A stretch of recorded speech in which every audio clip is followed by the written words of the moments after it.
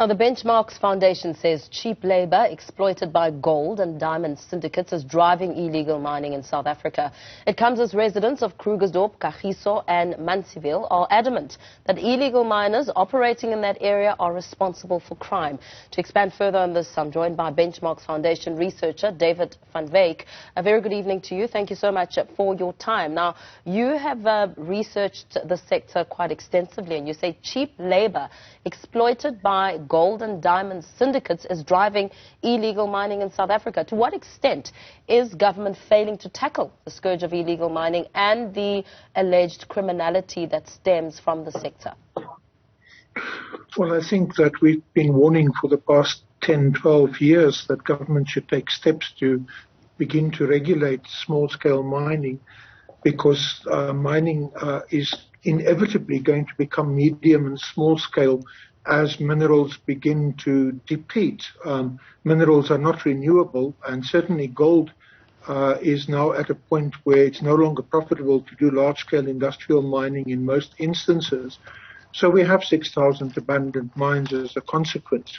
Now, because it's not regulated, it has become a free-for-all, and people exploit the workers and so on that are living in informal settlements on these old abandoned mine sites.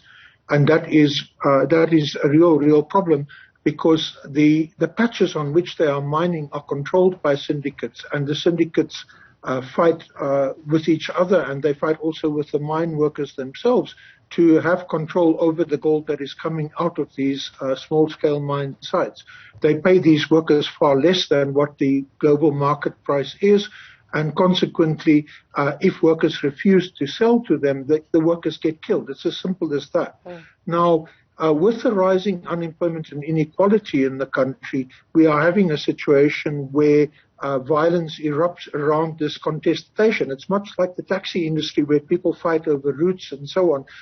To control those routes, here people are fighting to control the land on which the minerals are still found. And the people who really suffer the consequences are the miners themselves, who actually do the work. Now, many of these workers spend long hours underground. Sometimes they can even spend months underground. And consequently, I doubt that they are the ones who are responsible for criminality. And I think it's a gross generalization to say it is the small-scale miners who are causing, or who are responsible for the rapes and the crimes in these communities. You know, we as South Africans have a tendency to generalize things very, very quickly. You know, we also say foreigners are responsible for crimes and criminality in the country, when the vast majority of people who are in prison are not foreigners. They are, in fact, South African. Yeah, I mean, that remark on its own comes from what community members within the areas have said. I mean, the rape of 8 women in Krugersdorp last week placed this problem of illegal mining essentially under the spotlight. And also just listening into how community members within areas close to these abandoned mines are speaking about people who come out and then disappear and are nowhere to be found.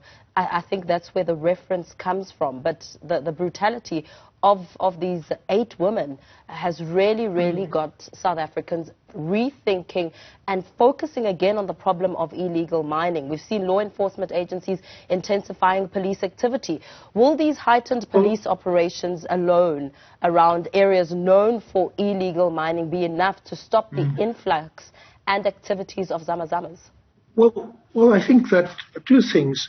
First thing is that those 8 women should not have been able to get onto that site, because that site is highly toxic and poisonous. According to the law, that site should have been fenced off, it should have been signposted, it should have been secured. The company that is responsible for not having secured that mine waste on which these women were found should be held accountable for what happened there. You know, and this is a real problem, because big mining companies simply don't obey the law in this country. They just do whatever they please, and then they leave a wasteland behind in which all kinds of things happen. I myself have walked into people breaking up cars and so on abandoned mine sites, you know, people who have hijacked cars and so on. So that is where the first problem is. Those 6,000 abandoned mines that are there. The other problem is, of course, the syndicates that control the market for the gold that is coming out of there. You know, that gold shouldn't be illegal. That gold should be purchased by a central buying agency of government, and the proceeds of that should go to benefit the small-scale miners as well as the communities around them. You can create a beneficial relationship between communities and small-scale miners that could generate jobs. Remember, this sector employs 34,000 people with a dependency ratio of 8 to 1. That's about 300,000 people that are dependent on their income. And you can actually expand that if you create small jewelry manufacturing hubs and so on in these very communities where you see the violence erupting now.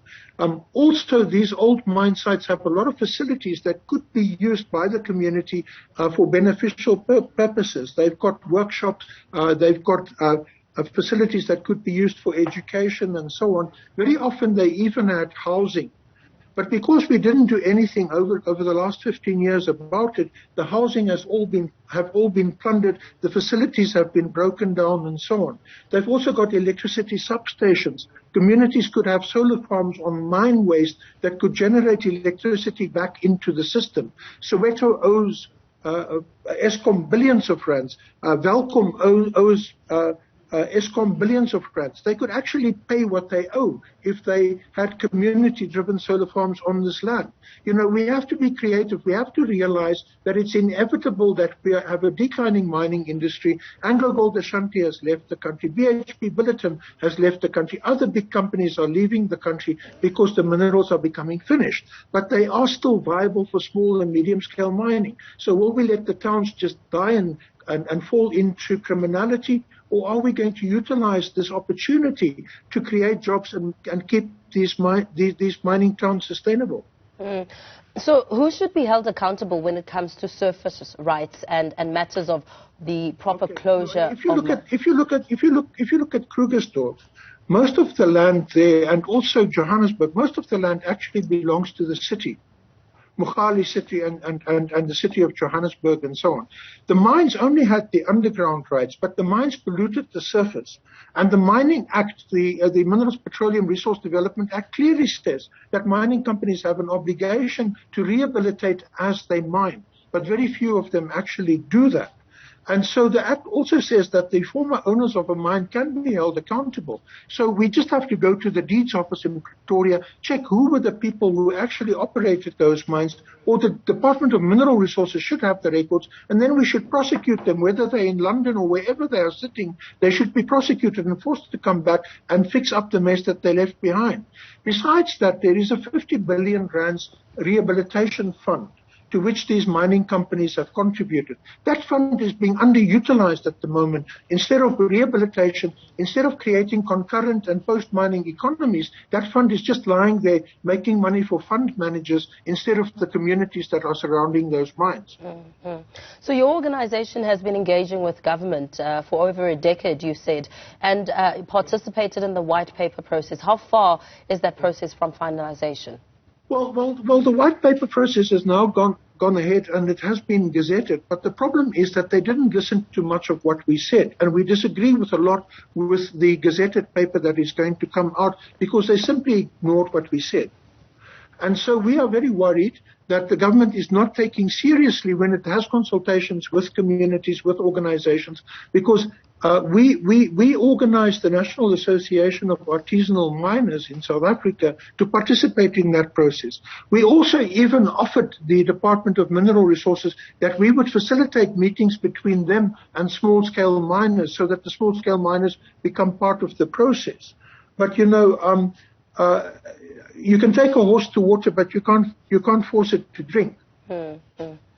Absolutely, very well. Thank you so much for your time. Let's leave it there for now. Benchmarks Foundation researcher David van Wyk.